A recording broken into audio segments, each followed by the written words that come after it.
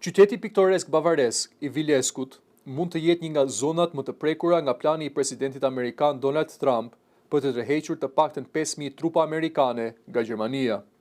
Vilsek ka pritur forcat amerikane që nga përfundimi i luftës së dytë botërore dhe sot baza ushtarake Rose Barracks është një nga shtyllat kryesore të ekonomisë lokale.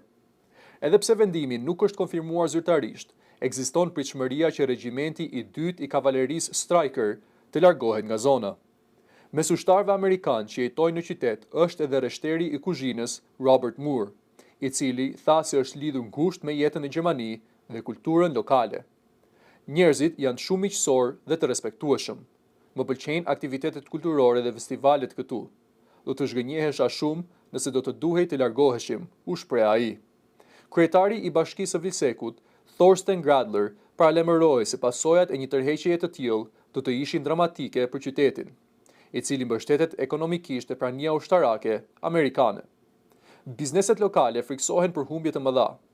Veronica Varga, pronare e një dyqani për kujdesin e qenve, tha se largimi i mira amerikanëve do të reduktonte ndjeshëm klientët e saj dhe mund ta detyronte të rishikonte vendet e punës për punonjësit. Edhe kompanitë të tjera, si shitësit e automjeteve për ushtarët amerikanë, thonë se e kanë ndërtuar aktivitetin e tyre pothuajse të rësisht mbi klientët nga baza ushtarake.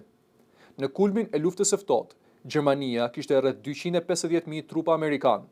Aktualisht, në vend ndodhen rreth 35.000 ushtarë amerikanë, kontingjenti më i madh i SBA-s në Evropë. Ndërsa Washingtoni po shton presionin ndaj vendeve evropiane për të rritur shpenzimet ushtarake, shumë banorë të Vilsekut thonë se largimi i amerikanëve nuk do të sillte vetëm humbje ekonomike, por edhe një boshllëk emocional për komunitetin.